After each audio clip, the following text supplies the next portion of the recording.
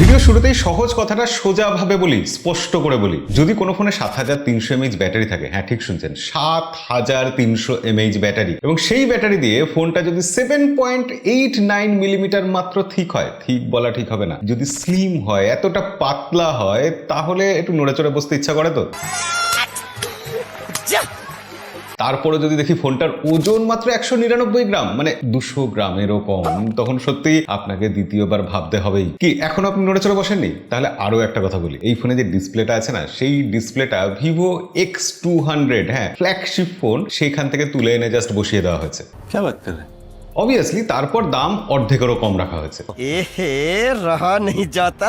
কি এবার তাহলে ভিডিওটা শুরু করা যাক। লাইক টাইক দিয়ে সাবস্ক্রাইব করে চলুন একসাথে ভিডিওতে ঝাঁপিয়ে পড়ি। ডিটেলসে দেখি iQOO Z10 আর iQOO Z10X, এই দুটো ফোন কেন স্পেশাল, কি নিয়ে আসলো, আমাদের জন্য সত্যিই কি ভালো হবে, এই ফোনে এইসব স্পেসিফিকেশন শুধু কি গিমিক নাকি আরো অনেক কিছু লুকোনো ব্যাপার স্যাপার রয়েছে। দেরি করে লাভ নেই, একসাথে ভিডিওতে আমরা চলুন ঝাঁপিয়ে পড়ি। প্রথমেই ব্যাটারির জায়গা থেকেই শুরু করি। যদি আপনি স্টুডেন্ট হন, সেক্ষেত্রে আপনার একটা ফোনে ব্যাটারি ব্যাকআপ কতটা দরকার, মানে আরো বাড়তি কয়েক ঘন্টা নাকি আরো বাড়তি একটা দিন? যদি ব্যাকআপের হিসাবের সাথে দিনের হিসাব মেলাতে চান, তাহলে হ্যাঁ 7300 mAh ব্যাটারি দিয়ে এইরকম অপটিমাইজেশন দিয়ে iQOO Z10 আপনার জন্য আইডিয়াল মনে হতে পারে। স্টুডেন্ট হিসাবে আপনি হয়তো কোনো অনলাইন লেকচার শুনছেন, অথবা কোনো কন্টেন্ট দেখছেন, অথবা এরকমও তো হতে পারে কোনো গেমের মাঝপথে রয়েছেন, একদম ম্যারাথন গেম চলছে, সেই সময় ব্যাটারি নিয়ে টেনশন করলে চলবে? iQOO সবসময় পারফরমেন্সের দিকে, গেমের দিকে ফোকাস করে, তারপর সেই ফোনটাকে অলরাউন্ডার বানিয়ে দেয়। তো তারা এবার এই ব্যাটারির সমস্যাটারও সমাধান করার চেষ্টা করেছে। ইন্ডিয়ার বিগেস্ট ব্যাটারি দেওয়া ফোন, সারপ্রাইজিংলি স্লিম ফর্ম ফ্যাক্টরের সাথে। iQOO নিজেই বলছে স্টুডেন্টরা সারাদিন ছোটাছুটি করে, তো তাদের কথা মাথায় রেখেই তারা এই ফোনটা বানিয়েছে। ফোনটা দেখুন, দেখতে কিন্তু খুব চেনা চেনা লাগছে। ডিজাইনটা অনেকটা ভিভো X200 Pro এর মতো, এরকম মাঝখানে একটা বড় সড়ো ক্যামেরা বাম, ব্যাক প্যানেলটা বেশ একটা অন্যরকম ডিজাইন দিয়ে। এই কালারটা গ্লেসিয়ার সিলভার, এছাড়াও স্টেলার ব্ল্যাক কালারে পাওয়া যাচ্ছে। কিন্তু ফোনের ডিজাইন আর ব্যাটারি শুধু হাইলাইটেড পয়েন্ট নয়, এই ফোনের যে ডিসপ্লেটা আছে সেটা এই সেগমেন্টের সব থেকে বড় ডিসপ্লে, 6.77 ইঞ্চি ডিসপ্লে, এবং সেই ডিসপ্লেটা ভিভো X200 এর মতো ফ্ল্যাগশিপ ফোনে ব্যবহার হয়েছিল। 120 হার্টজের ফুল এইচডি প্লাস একটা অ্যামোলেড ডিসপ্লে তো অবভিয়াসলি, তার সাথে সাথে এই ডিসপ্লেটা কিন্তু কোয়াড কার্ভ ডিসপ্লে, মানে চারদিকটা একটু হালকা কার্ভ হয়ে গেছে, এই ব্যাপারটা আছে। এবং এই ডিসপ্লের পিক ব্রাইটনেস 5000 নিটস। আমি একটা জিনিস লক্ষ্য করলাম যে এই সব কিছু দেওয়ার পরও ফোনটার দাম কম রাখার পরও, দাম কত এক্স্যাক্টলি আমি ভিডিও শেষে বলছি, তবে বলি যে বেশ কম দামেই পাওয়া যাচ্ছে। প্রাইস টু পারফরমেন্স রেশিও যদি আমরা ধরি, তাহলে পয়সা উসুল মনে হচ্ছে। কিন্তু এই দামের জন্য কিছু কস্ট কাটমেন্ট যেগুলো করতে পারতো করেনি, যেমন সেকেন্ডারি নয়েজ ক্যান্সেলেশন মাইক, সেটা কিন্তু আছে। এবং খুব অবাক হওয়ার মতো ব্যাপার, যেখানে IR ব্লাস্টারও দেওয়া হয়েছে, ইনফ্যাক্ট IP65 রেটিংও আছে, মানে রেন ওয়াটার প্রোটেকশন যেটা থাকে না, সেটাও আছে।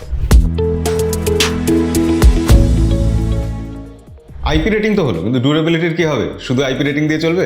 iQOO Z10 military grade impact resistant যে টেস্টটা হয়, সেই টেস্টটা কিন্তু পাস করেছে।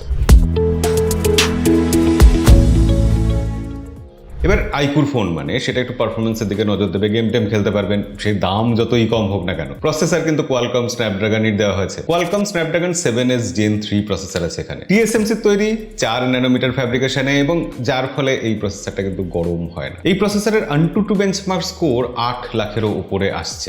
তার কারণ এখানে LPDDR4X RAM ইউজ করা হয়েছে, UFS 2.2 স্টোরেজ টাইপ ইউজ করা হয়েছে। ফোনটা 3টে স্টোরেজ টাইপে এসছে, 8GB 128GB, 8GB 256GB এবং 12GB 256GB ভেরিয়েন্ট। এরপরও কারোর র্যাম বাড়তি দরকার হয়, তাদের জন্য র্যাম বুস্ট করার সেই সব ব্যাপার স্যাপার তো আছে। 12+12 এক্সটেন্ডেড র্যাম নিয়ে 24GB অব্দি র্যাম, কি করবেন, খাবেন না মাথায় দেবেন, আপনিই জানেন। তবে গেম খেলার ক্ষেত্রে আমি দেখলাম যে পারফরমেন্স কিন্তু ভালো আসছে, ফোনটা ল্যাগ করছে না, তার কারণ ফোনটা গরম হচ্ছে না। iQOO তো গেমিং মোড আছে, অপটিমাইজেশন আছে, সেসব তো আছেই।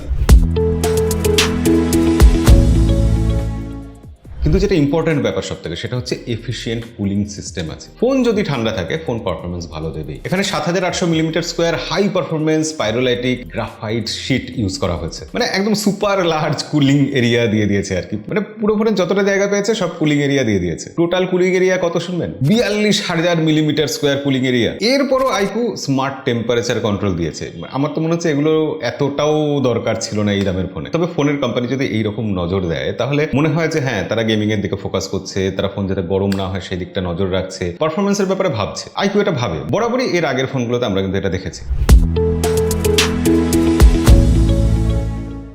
এবার এই ফোনের ক্যামেরার সফটওয়্যারের ব্যাপারে বলার আগে আমি ব্যাটারির ব্যাপারে আরেকটু বলতে চাই, কারণ আমি গেম খেলতে গিয়ে দেখলাম যে এখানে বাইপাস চার্জিং এর সাপোর্ট আছে। অর্থাৎ ফোনে যখন আমরা গেম প্লে করবো তখন যাতে ফোন গরম না হয়ে যায়, ব্যাটারি পুরোপুরি ড্রেন না হয়ে যায়, তাই সরাসরি ফোনটা পাওয়ার সোর্স থেকে কারেন্ট নিয়েই চলবে, ব্যাটারিকে কোনো রকম ঝামেলায় ফেলবে না। বাইপাস চার্জিং সেটার সাপোর্ট রয়েছে। এবং দেখুন এখন টেকনোলজি যেহেতু উন্নত হয়েছে, ব্যাটারির ক্ষেত্রে আমরা দেখছি আজকাল টেকনোলজি কতটা এগিয়ে যাচ্ছে, তো সেক্ষেত্রে বড় ব্যাটারি মানে এই কমজোরি চার্জার হবে এরকমও কথা নেই। বক্সের মধ্যে কিন্তু একটা 90 ওয়াটের ফাস্ট চার্জার আছে, 90 ওয়াটের ফাস্ট চার্জিং সাপোর্ট করে এই ফোনটা, এবং সেটা দিয়ে 50% চার্জ হয়ে যায় মোটামুটি 33 মিনিটে। তারপর ধরে নিতে পারেন 2 দিন অব্দি এই ব্যাটারি ব্যাকআপ দেবে। মানে 5000 mAh ব্যাটারির সাথে যদি 7300 mAh ব্যাটারি ব্যাকআপের তুলনা করি এই অপটিমাইজেশনের পর, তাহলে আইকুর যে হিসাব সেই হিসাব অনুযায়ী স্ক্রিন অন টাইম 5000 mAh ব্যাটারিতে পাবো আমরা 35 ঘন্টা, কিন্তু আইকু Z10 এ সেখানে স্ক্রিন অন টাইম আমরা পাবো 47 ঘন্টা। মানে তার মধ্যে গেমিং, ভিডিও রেকর্ডিং, মিউজিক শোনা, কল করা, হোয়াটসঅ্যাপ, ইনস্টাগ্রাম, এইসব তো নর্মাল যেসব ইউজ থাকে আমাদের সেগুলো তো থাকবেই। তবে এটা স্ট্যান্ডার্ড টেস্টের ক্ষেত্রে। রিয়েল লাইফে কি হচ্ছে সেটা আমরা কখনো টেস্ট করে অবশ্যই দেখবো, কারণ 7300 mAh ব্যাটারি শুনলেই মনে হয় একটু টেস্ট করে দেখি। ব্যাটারির ফুল টেস্ট দেখার জন্য, লং টার্ম রিভিউর জন্য আমাদের চ্যানেলটা সাবস্ক্রাইব করে রাখবেন।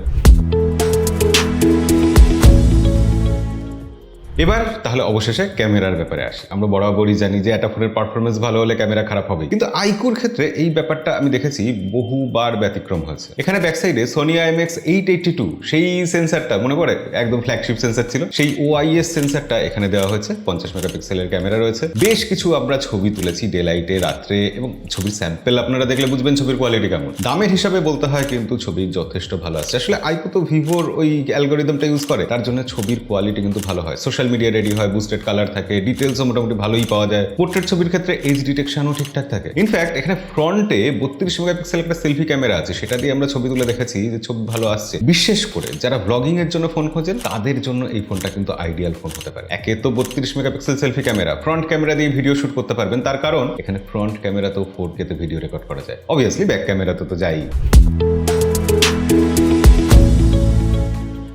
এবার আজকালকার ফোন মানে সেখানে AI এর ব্যাপার থাকতে হবে, তো সেই প্রসঙ্গে সফটওয়্যারের কথা তো এসেই যাবে। আর এখানে আইকুর ফোন মানে সেখানে ফানটাচ OS আছে, অ্যান্ড্রয়েড 15 এর উপর ফানটাচ OS 15, এবং সেখানে ফিচার তো প্রচুর আছেই, সেটা নিয়ে খুব বেশি কিছু বলে লাভ নেই। তবে যে জিনিসটা বলতেই হবে, না বললেই নয়, কারণ আজকে 2025 সালে AI এর ব্যাপারটা খুব গুরুত্বপূর্ণ। AI এর ক্ষেত্রে মূলত যে ফিচারগুলো আমাদের সব থেকে কাজে লাগে, যেগুলো আমরা সব থেকে বেশি ব্যবহার করি, যেমন সার্কেল টু সার্চ এখানে আছে। ফটো তুললাম, ফটো তোলার পর সেখান থেকে আনওয়ান্টেড জিনিস সরিয়ে দেওয়ার জন্য AI ইরেজার, সেটাও আইকুর এই ফোনে আছে। আর একটা খুব দরকারি জিনিস নোট অ্যাসিস্ট, অর্থাৎ কোনো কিছু লেখা থাকলেও সেটার সামারাইজ করে দেওয়া, সেটার কিছু পয়েন্ট দিয়ে দেওয়া, সেই AI এর ফিচারগুলো এখানে রয়েছে। AI সুপার ডকুমেন্ট ফিচারটা সেটাও এখানে আছে। এমনকি AI এর ক্ষেত্রে AI ইনস্ট্যান্ট ডকুমেন্ট কনভার্টার বলে যে ফিচারটা হয়, সেই ফিচারটাও আমরা এখানে পেয়ে যাচ্ছি। সরাসরি ট্রান্সলেট করে দেওয়া, ট্রান্সক্রাইব করে দেওয়া, সামারাইজ করে দেওয়া, জিস্ট বার করা, এই সব কটা কাজ এখানে হয়ে যাবে। এবং এরপর আপনাদের যেটা অবভিয়াস প্রশ্ন আসবে, আপডেট কতদিনের থাকবে? আইকু বলছে এখানে অ্যান্ড্রয়েডের আপডেট 2 বছরের, আর সিকিউরিটি আপডেট সেটা কিন্তু 3 বছরের দেওয়া হবে। আর এই ব্যাপারগুলো আইকু Z10X ছোট ভাই তার বেলাতেও একই কথা প্রযোজ্য। আইকু Z10X এই ফোনটার ব্যাপারেও কিছু কথা বলে নেওয়াটা জরুরি, কারণ এই ফোনটাও একেবারে দুর্বল ফোন নয়। যথারীতি আইকু Z10 এর সাথে Z10X পাশাপাশি রাখা যায়। আইকু Z10X এ মিডিয়াটেক ডায়মেনসিটি 7300 4 ন্যানোমিটারের প্রসেসর সেইটা দেওয়া হয়েছে। 7 লাখের উপরে AnTuTu score. Day to day লাইফের যা যা কাজ সেগুলো তো খুব স্মুথলি হবেই, এছাড়া গেমিং এর ক্ষেত্রেও এটা ভালোই পারফরমেন্স দেখাচ্ছে। আর ব্যাটারির দিক দিয়েও কিন্তু এই ফোনটা খুব একটা কমজোরি নয়, রীতিমতো বড়সড় ব্যাটারি, 6500 mAh ব্যাটারি, তার সাথে রয়েছে 44 ওয়াটের ফাস্ট চার্জিং। আর এই কম্বিনেশনটার জন্য আইকু বলছে 5 বছরের ব্যাটারি হেলথ একদম ঠিক থাকবে, কোনো কিছু হবে না। আইকু Z10X এ রয়েছে 120 Hz এর আই কেয়ার ডিসপ্লে, এর ব্রাইটনেসও বেশ ভালো, কিন্তু 1050 নিটস পিক ব্রাইটনেস। এবং এত কম দামি ফোন, সেই ফোনেও কিন্তু রয়েছে ডুয়েল স্টুডিও স্পিকার, 400% অব্দি অডিও বুস্ট করা যায়। এই জিনিসটা কিন্তু যারা একটু ফোনে লাউড স্পিকারে গান টান শোনেন তাদের কাজে লাগে। আর এই ফোনটা দেখতে তো কেমন আপনারা দেখতেই পাচ্ছেন, কিন্তু দেখতে ভালো হলেই তো শুধু হবে না। আইকু Z10X এর ডিউরেবিলিটি কেমন আছে? অবভিয়াসলি সেই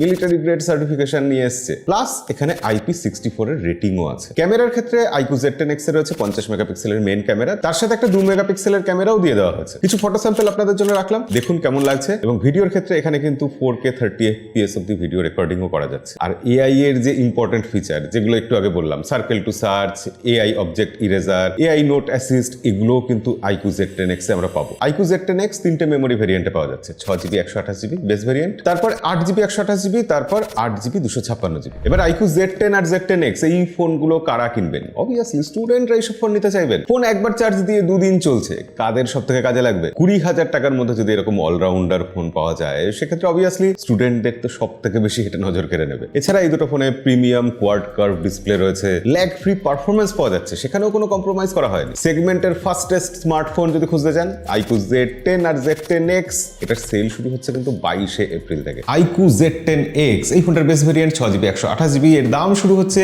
12,499 টাকা থেকে। 1,000 টাকার ব্যাংক ডিসকাউন্ট আছে এবং এই ফোনটার সেল শুরু হবে 22শে এপ্রিল থেকে। পাওয়া যাবে Amazon.in আর iQOO.com এ। কিন্তু বড় ভাই iQOO Z10 সেই ফোনটার দাম কত? সেই ফোনটার বেস ভেরিয়েন্ট কিন্তু 8GB 128GB, দাম শুরু হচ্ছে 19,999 টাকা থেকে। এর মধ্যে 2,000 টাকার ব্যাংক অফার, 2,000 টাকার এক্সচেঞ্জ বোনাস এসব তো আছেই। এছাড়াও 6 মাসের নো কস্ট EMI পাওয়া যাবে। আর iQOO Z10 এর সেল শুরু হবে 16th এপ্রিল থেকে। পাওয়া যাবে Amazon.in আর iQOO.com এ। আরো বিশদে যদি জানতে ইচ্ছা করে ডেসক্রিপশনে লিংক দিয়ে রাখবো, সেখান থেকে জেনে নেবেন। আর হ্যাঁ, ভিডিও শেষ করার আগে আরেকটা গুরুত্বপূর্ণ কথা বলে নিই, iQOOর ফোন মানেই ভিভোর সার্ভিস সেন্টার। ফোনের যা কিছু হবে আফটার সেল সার্ভিস নিয়ে কোনো টেনশন করতে হবে না। ভিভোর এত সার্ভিস সেন্টার রয়েছে গোটা দেশ জুড়ে, সেখানে নিয়ে গেলে iQOOর ফোনগুলো অনায়াসে সার্ভিস করে নিতে পারবেন। iQOO নতুন কোম্পানি, এখনো অবধি কিন্তু iQOO বেশ ভালো কাজ করছে, আকর্ষণীয় বেশ কিছু ফোন বার করছে, প্রাইস টু পারফরমেন্স রেশিও সত্যি নজর কাড়ার মতো হচ্ছে। তাই iQOOর ফোন নিয়ে প্রশংসা করতে গিয়ে খুব একটা দ্বিধা করতে হচ্ছে না এখনো অবধি। ভবিষ্যতে কি হবে, ভবিষ্যতে দেখা যাবে, সেটা জানার জন্য আমাদেরকে সাবস্ক্রাইব করে রাখবেন। আর আজকের ভিডিও এখানেই শেষ করবো, দেখা হবে পরের ভিডিওতে। আজকের মতো